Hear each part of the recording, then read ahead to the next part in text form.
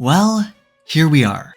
In 2 days as of this recording, on November 4th, 2023, the final episode to one of the most popular and beloved anime ever is going to be released. To say that this ending has not been anticipated would be the biggest understatement of the year. The uproar from manga readers when the ending came out 2 years ago has not quieted down since, splitting the fanbase apart as those who loved it and hated it waged aggressive online wars in spaces like MyAnimeList, Reddit, and Twitter. Sorry, X. You serious? No. To say this ending isn't anticipated would be a larger mistake than saying Demon Slayer is a masterpiece.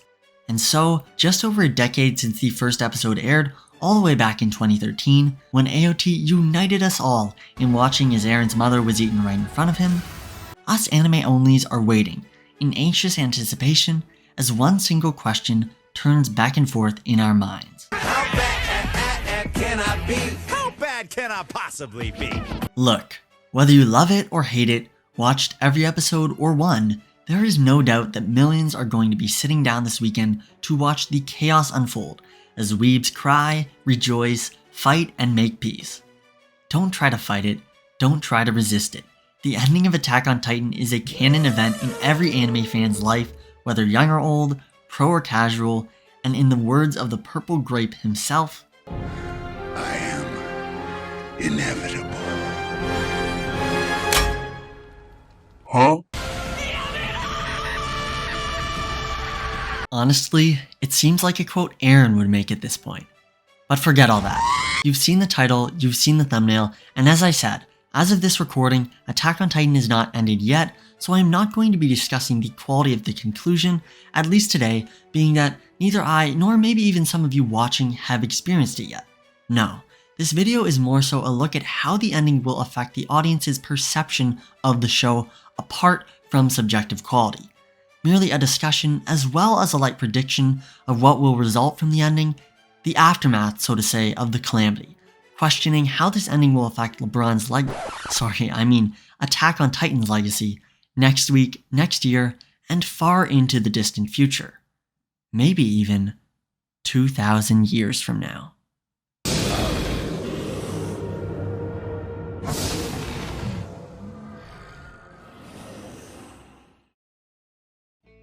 Given that the ending has not been released yet, and I have not read it or been spoiled on it, for most of this video, I'm going to assume, based on the general outcry, that this ending did not meet the expectations set up by the fans, and subverted them in a way that left many people disappointed and with a sour taste in their mouth. Attack on Titan has built its legacy on the fact that it has one of the most complex and thought-out plots ever constructed, at least within the anime genre, and so by that metric, most people are and were expecting an ending that concluded all the threads that had been set up in a compelling, mature, and intelligent way. Up until the end of the final season, there has been extremely intricate plotting and foreshadowing on a level very rarely seen in serialized media.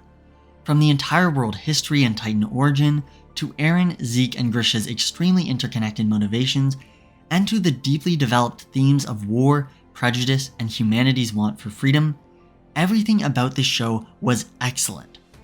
But extreme excellence leads to extreme expectations, and it seems like that may be the biggest problem Attack on Titan faces. It doesn't matter if the ending is fine or okay, nothing great but certainly passable, because that is not the quality we as fans have come to expect, nor the quality we know that it can have, and should have, in regards to its ending. And here's where I'm going to get into my first comparison to a little known show, you probably haven't heard of it, called Naruto. Naruto is one of the best-selling manga and anime of all time, having around 750 episodes at the time of its conclusion, granted half filler, as well as being a member of the Big Three Shonen. It's a series that holds a spot in many people's hearts, being a gateway anime for many, especially in the West. I know it was mine and many of my friends as well. You know what it also is? A show with one of the worst plot twists in all of anime. Without being hyperbolic, the Zetsu reveal is the equivalent of Kishimoto throwing the story off a cliff, essentially destroying the climax of his story for the sake of sequel potential. It's stupid, horrendous, embarrassing, not to mention hated by countless fans of the series to this very day. This, on top of the various plot holes within the final arc, from Hashirama cells to death by sticks, left many fans extremely disappointed with the direction Naruto had taken. However, despite this, and disregarding both the filler and the sun, Naruto's legacy still lives on, and quite healthily. Why? How did it do it? Well, sometimes there's water at the bottom of the cliff. It's still a hard fall, but survivable. The final Sasuke vs Naruto fight put the show on its back and carried it to the finish line, redeeming both its dignity and quality in many fans' eyes. Working as the actual climax of the series, this fight concludes so many elements of the story so well, from character arcs to plot threads to themes. It cemented Naruto as a titan of shonen, ending, despite the hiccups, in an extremely satisfying way, enabling fans to look past the horrific plot points that came before and remember the greatness of those final scenes. Attack on Titan is not Naruto. It's not a show where you can stop at episode 400 and have a pretty strong conclusion. It's not a show where you can skip the bad and only watch the good. It's not a show with a massive amount of detailed and fleshed out characters whose own personal arcs can leave you very satisfied despite the problems. It is a show revolving around a singular and deeply complex plot, following a few very interesting characters in a very complex and mysterious world where almost every single aspect of it is about to be concluded in just 60 minutes. That's it. No next time, no redo, no Sasuke waiting in the background to act as a second climax, just cold, hard ground. Rather than watching a failed legend be helped by his father to the finish line, the audience watches as a team in the peak of their sport, of their own volition, throws the game on the 3-yard line. One ends in applause and joyful triumph, the other ends with boos and defeated hopelessness. This is it. This is the thing fans will remember for years to come when the name Attack on Titan is mentioned. If it's bad, or even just disappointingly mediocre, it is not looking good.